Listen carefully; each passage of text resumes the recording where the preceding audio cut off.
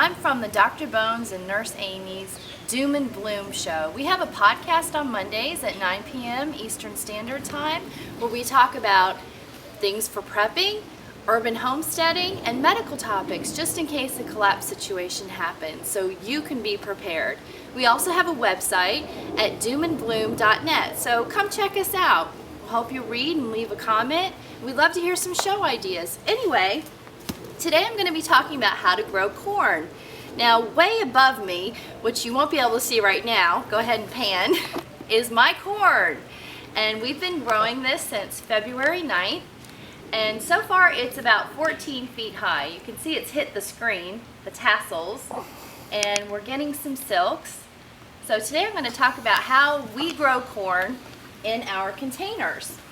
We put 2 containers on our patio and we filled them up with a mixture of both garden soil to hold nutrients and some potting soil so it will have some drainage. Now, corn loves to have lots and lots of moisture. So you want that gardening soil so you can hold it. So that's what I did. I did a half and half mix. So first you want to obtain your seed. I have some seeds that I got from heirloom seed providers. And I also have some seed that I got from a national park, which I won't want to mention because I don't want to get in trouble.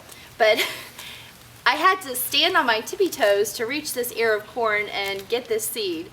So I was quite interested to find out whether we were going to get the same growth. And that corn was 14 feet, and sure enough, we've gotten it. So after you've gotten your container and filled it up with the appropriate soil, you can also amend it with some cow manure. Corn loves nitrogen, so you want to give that a good nitrogen source. What I do is I take a little water. Now this is my pond water, that's why it's blue.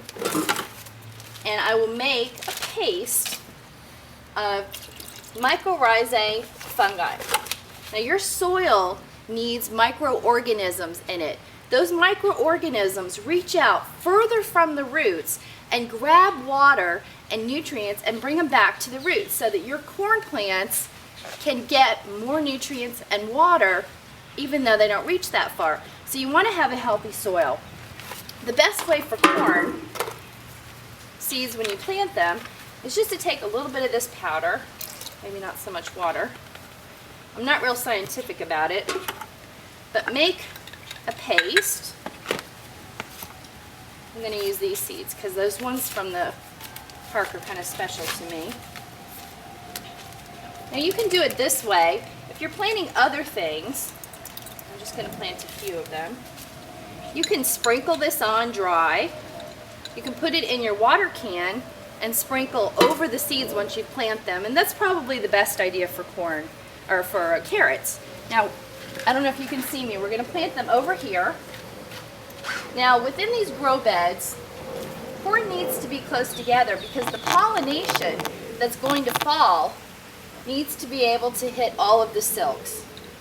Take a square of 12 inches and you're going to plant 4 seeds within those 12 inches.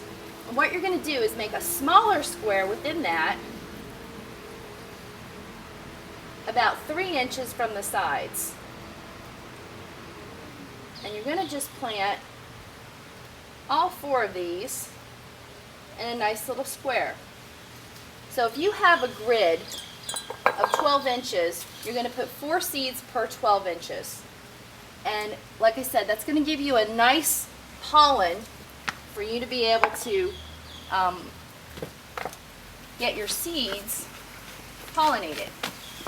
Each ear of corn, for every kernel that you have produced, has 1 silk. Each silk needs to be pollinated. Otherwise, you're going to have holes in your ears of corn. After I've planted these seeds, corn likes to have a little extra nitrogen. So you can see in this corn fertilizer, the nitrogen is 6 and the others are 3. When you're first planting it, just put a little around the edges. You can even mix them into your soil before you plant. And then you're going to water that. In addition to having the microorganisms in your soil, you want to have something called humus. Humus is like a storage container. When the mycorrhizae fungi, or the microorganisms, bring the nutrients in water, the roots might not need it at that exact second. However, this will store it until the roots need it. So what I do is just pour a little bit in the water, and then you're going to mix that up, and then you would just pour that over. You only need to do that once. Now, corn really loves lots and lots of water. When we have hot suns in the summer, if you put a mulch over the corn, you're going to help preserve some of that moisture, and your corn's not going to get as dried out. And you can use different kinds of mulch, but I love pine straw, so I always use pine straw. Now let's take a look at the corn plants over here. When these reached 8 inches, I fertilized them again. Again, at 18 inches, you're going to fertilize them a second time. The last time that you need to fertilize them is when they get the tassels. Right up there. When those tassels appear, they need their next nitrogen fertilizer. And right after the tassels appear, you're going to get silks. The silks are the beginning of the corn stalk, or the corn ears, which you can see here. And those need to be fertilized. If you're doing it on a patio like I am, and you don't really have a lot of wind coming through, just get a paper plate, a makeup brush, and shake those tassels. Can you follow me?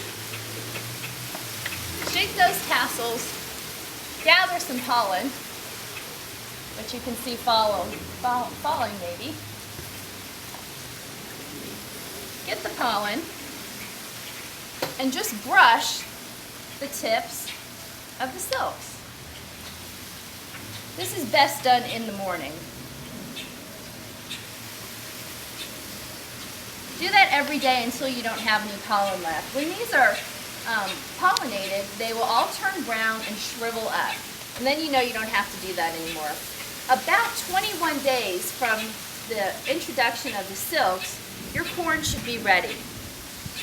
Now, a couple of things will tell you your corn's ready. First of all, these will turn brown and the ear will actually fall away from the stalk a little bit. The next thing is that you may need to peel it back. When you push into the kernel, if you see a clear fluid come out, it's not ready yet. However, a milky fluid will signal that your corn is ready. Again, it'll be about 21 days.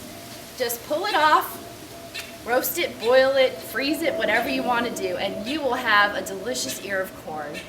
This is Nurse Amy, thank you, and I hope you grow some corn.